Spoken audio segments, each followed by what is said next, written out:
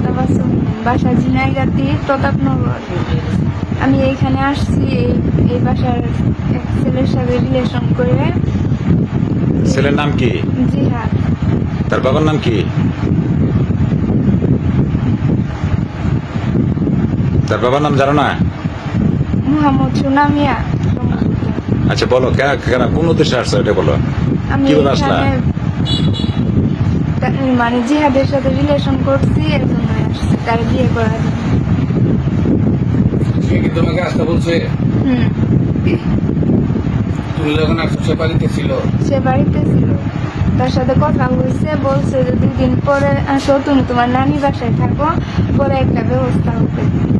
তারপর তারপর মানে সবাই আমাকে ধাক্কাধাক্কি করে বের করে দিচ্ছে। বের করে দেওয়ার পর আমার এক নানা দায়িত্ব নিয়ে গেছে আমাকে, মানে এই বাসায় একটা বিয়ে ছিল তারপর, তার জন্য নিয়ে গেছে মান সম্মানের জন্য।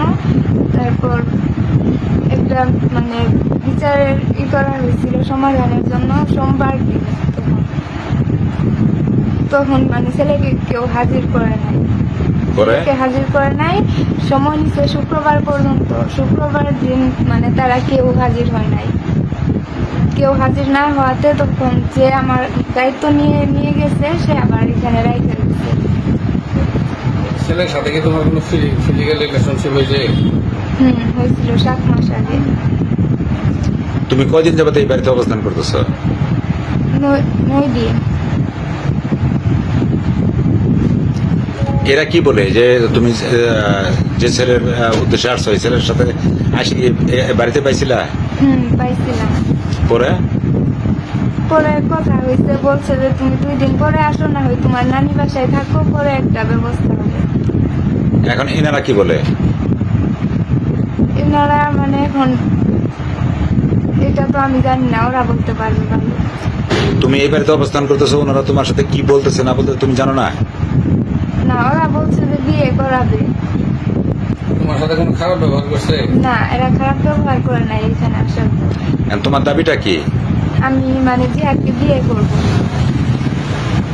জিহাদ যদি তোমাকে বিয়ে না করে? তাহলে আমি আমার সিদ্ধান্ত আমি আমার বিচারে বলে দিছি, কি বলছো তোমার বিচার? কারণ আমার ফ্যামিলি ওইটা কি আমাকে বলছো? মেনে নিবে না। এর জন্য মানে এখন আমার মরা ছাড়া উপায় নাই, এইটাই করতে হবে। এই দু একদিনের মধ্যে কি জিহাদ তোমার সাথে কোনো যোগাযোগ করছে? না, জিহাদের সাথে আমার কোনো যোগাযোগ হয়নি।